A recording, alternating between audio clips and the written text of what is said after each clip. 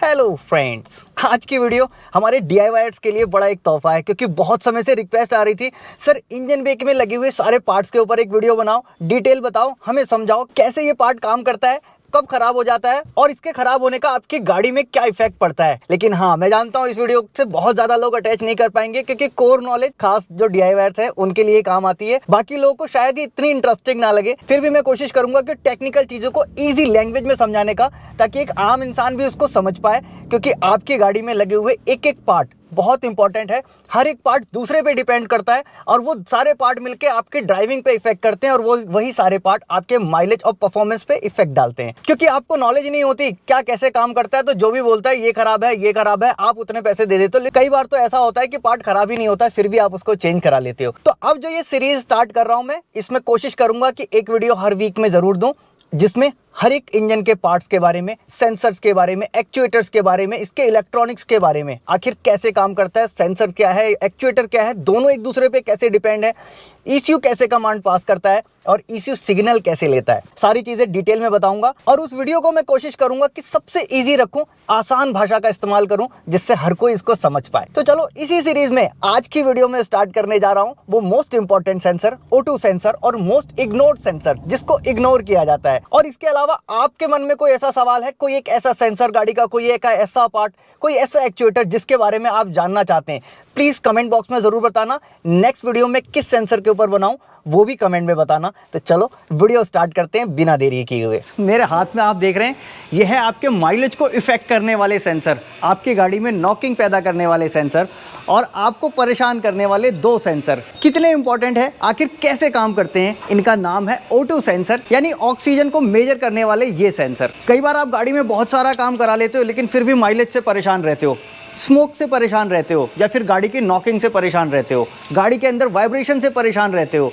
ये उसके लिए जिम्मेदार हो सकता है। और ये बार बार छूट क्यों जाता है? कई बार लोगों को पूरी नॉलेज नहीं होती इसके बारे में, इसलिए इसकी तरफ ध्यान ही नहीं जाता। कई बार लोगों को मालूम भी होता है तो इसको खोलने से बचते हैं। क्यों, वो बता देता हूँ। देखो, इसको खोलने के लिए स्पेशल सॉकेट आता है, ऐसा इस तरह का इसमें कट होता है और इसको यहाँ लगा के वायर को अंदर करके और फिर इसको खोला जाता है। क्योंकि ये लगा होता है आपके एग्जॉस्ट पे, साइलेंसर पे, जो कि बहुत ज़्यादा गर्म होता है, उसकी वजह से ये सीज हो जाता है, जाम हो जाता है, जल्दी ये खुलता नहीं है। इसके लिए बड़ी मुशक्कत करनी पड़ती है, इसलिए लोग ज़्यादातर इसको खोलना प्रेफर नहीं करते, खोलते नहीं। और अभी ये जिस शक्ल का दिख रहा है आपको, ये ऐसा होता नहीं। नॉर्मली आपकी गाड़ी में निकलेगा तो बिल्कुल काला निकलेगा, बिल्कुल जमा हुआ निकलेगा। अभी क्योंकि हमने साफ़ करके रखा है इसलिए चमकता हुआ दिख रहा है। अब सबसे पहले देखो ये कितना इंपॉर्टेंट है, इसकी लोकेशन क्या होती है वो बता देता हूँ।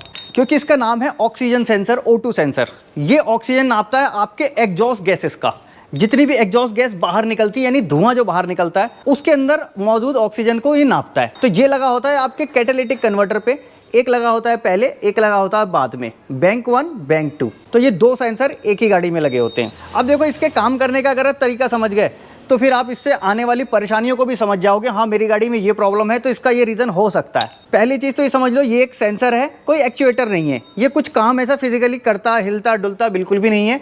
ये सिर्फ एक मैसेंजर है, मैसेज पास करता है। ये कैटालिटिक कन्वर्टर में दोनों लगे हुए हैं। गैस के अंदर कैटालिटिक कन्वर्टर में एंटर करने से पहले कितना ऑक्सीजन था ये नाप के और सीधे ECU को बता देता है।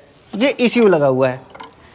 कैटालिटिक कन्वर्टर से पास होने के बाद ये फिर नापता है अब कितना ऑक्सीजन मौजूद है, फिर ये जाके ECU को बता देता है। अब क्योंकि ये सेंसर है, इसका काम है सिर्फ मैसेज पास करना। इसने मैसेज पास कर दिया, अब उस हिसाब से ECU डिसाइड करता है आपकी ये थ्रोटल बॉडी की बटरफ्लाई कितनी ओपन होगी। ये थ्रोटल बॉडी हमने खोल के रखी हुई, इसकी क्लीन की हुई है।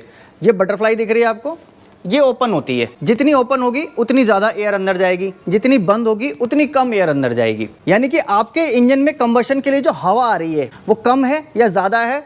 ऑक्सीजन बच रही है तो फिर हवा कम करने की ज़रूरत है, ऑक्सीजन नहीं बच रही है तो फिर हवा बराबर चल रही है। अब ECU इसको कमांड देता है कि बटरफ्लाई कितनी खुलनी चाहिए। अब उसी रेशो में ECU ऑर्डर देता है इंजेक्टर्स को। इंजेक्टर यहाँ लगे होते हैं, इंजेक्टर लगे हुए हैं। इन इंजेक्टर को ऑर्डर देता है कि इतना फ्यूल जाना चाहिए। अब फ्यूल कितना गया और एयर कितनी गई, ये बहुत ही इंपॉर्टेंट चीज़ होती है किसी भी गाड़ी को अच्छा माइलेज देने के लिए। बेहतर माइलेज तभी मिलेगा जब ये फ्यूल और एयर का रेशो बहुत बढ़िया होगा, कंबशन अच्छा होगा, यानी जितना भी फ्यूल अंदर गया है पूरा तरह से वो जल पाएगा। उसको जलने के लिए प्रॉपर ऑक्सीजन अंदर मिलेगी। कहीं ऐसा तो नहीं एयर ज़्यादा आ गई और पेट्रोल कम रह गया, तब भी वो लीन मिक्सचर हो गया, उस कंडीशन में भी गाड़ी माइलेज नहीं देगी। या फिर पेट्रोल ज़्यादा आ गया, एयर कम रह गई, तब वो रिच मिक्सचर हो जाएगा, उस कंडीशन में भी गाड़ी आपकी माइलेज नहीं देगी, क्योंकि अनबर्न फ्यूल बाहर निकलेगा और इसको ये नाप रहा होगा। तो मोटा मोटी आप देखो तो इसका काम है सिर्फ मैसेज पास कर देना, कितनी ऑक्सीजन जा रही है, कितनी ऑक्सीजन नहीं जा रही है बाहर। उस हिसाब से थ्रोटल बॉडी ऑपरेट हुई और उसी हिसाब से इंजेक्टर ऑपरेट हुए। अब इन चीज़ों को जब आप मिला लेते हो तो आप पाते हो कि बहुत इंपॉर्टेंट रोल प्ले करता है। अभी ये लेटेस्ट जितनी भी गाड़ियां हैं, हर गाड़ी में आपको O2 सेंसर मिलेगा। अब तो गाड़ी छोड़ो, बाइक में भी BS6 में O2 सेंसर आ गया।